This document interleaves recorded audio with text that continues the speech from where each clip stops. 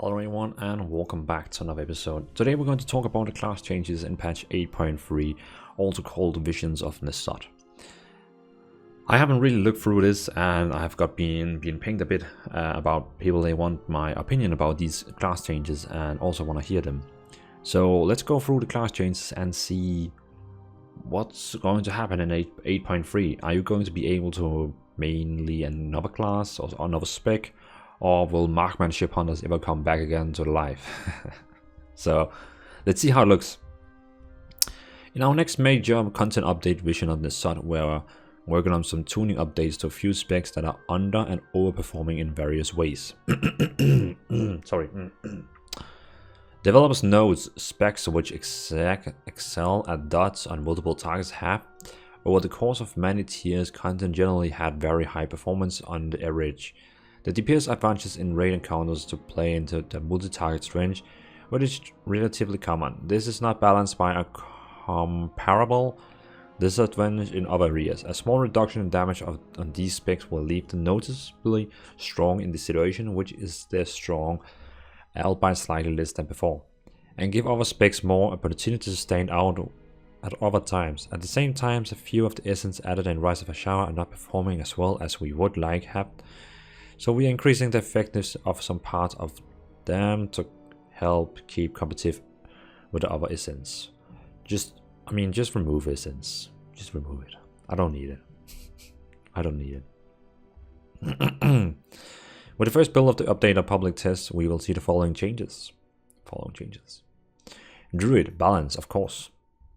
Moonfire damage and periodic damage reduced by 10.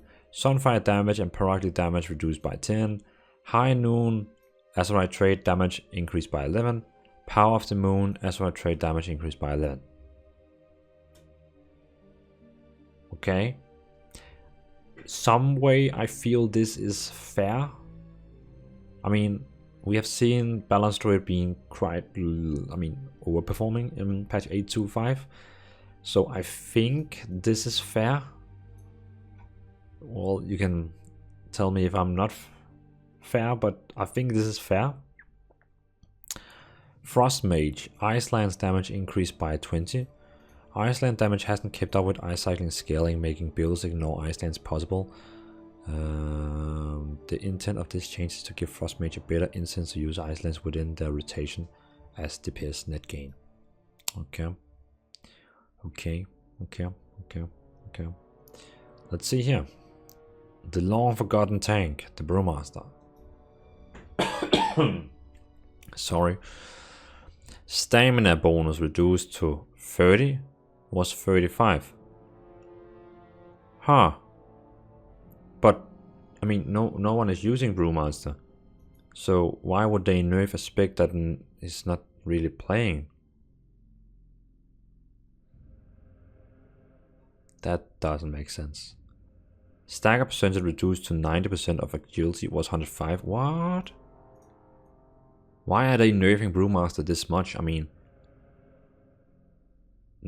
everyone is only talking about like paladins and warrior tanks, and now suddenly we're getting nerfs. This doesn't make sense at all. A few moments later. Okay, I was wrong.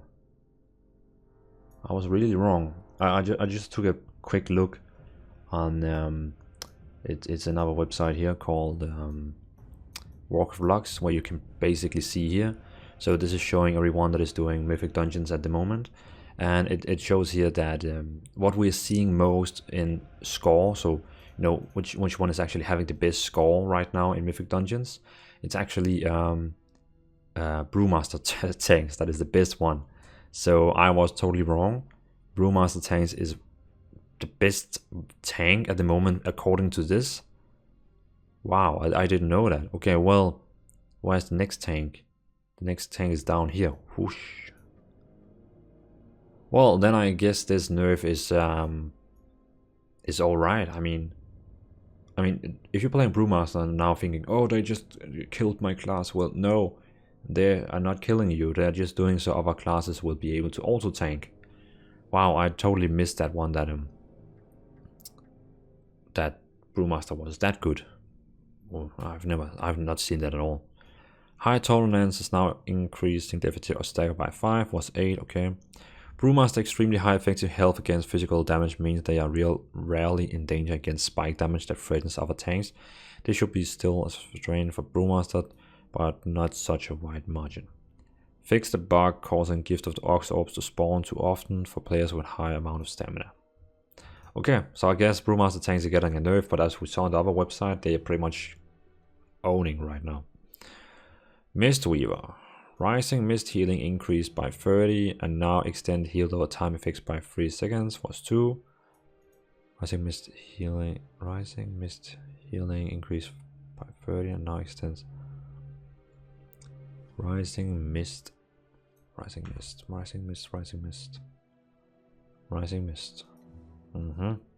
This talent is currently overshaded on its row, and we want to make sure it's competitive enough to me. Okay, yeah, I was thinking the same. I mean, I sometimes like to play with this talent, but it's... I like to play with this talent because it, it increases the 2 seconds, so I normally like to play with this one, just, for fun. But now they're actually giving it 3 seconds, that's even more OP, and it's now increased by 30. Well, that's the same, I can see, that's normal. But they're increasing it to 1 second, so it's 3 in 1 instead of 2. It's pretty cool. Life Cocoon now absorbs 55% of the caster maximum health. Was 1100 of this caster spell power. This ability had gotten weaker compared to players' health pools since the start of expansion, and this will help to maintain its value. Okay, so they're pretty much buffing Life Cocoon, and they are buffing the talent called Rising Mist. I like that. Windwalker. Rising Sun kick damage increased by 25, Blackout kick damage increased by 10. These changes are intended to help Windwalker perform better in single target fights. Cool. Huh. Glimmer. Isn't that the most talked thing in World of Warcraft about this Glimmer thing? Glimmer of Light Azerite trait may now be applied to a maximum of 8 targets. Yeah, I know a lot of people, they were using it for like builds for the whole raid. For the past year, builds centered around this trait have steadily pulled ahead of other whole paladins playstyle, and to do some extend all over healer is high-end content. This change is meant to preserve the gameplay of the trait, but limit the ability to increase its value drastically by stacking every possible bonus that reduce Holy Shock cooldown. Okay. Oh, Discipline Priest. I love Discipline Priest. Atonement healing reduced to 50 by 55. Oh, why you do this to me? Why are you nerfing atonement healing? God's sake. Mastery. Grace effectiveness increased by 12. Huh.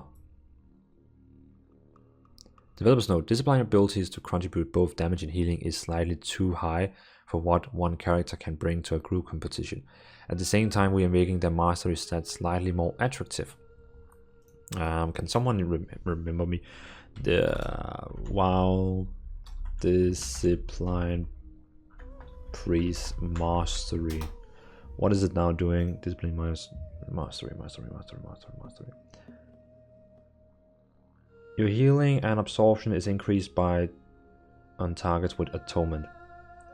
Okay, so they're nerfing the atonement by 5%, but now we are getting 12% more effectiveness on targets with atonement on. So we are now healing and more absorb. Okay, so that means our atonement damage and healing is decreased in overall, but the healing you're doing and absorption to the atonement target is better.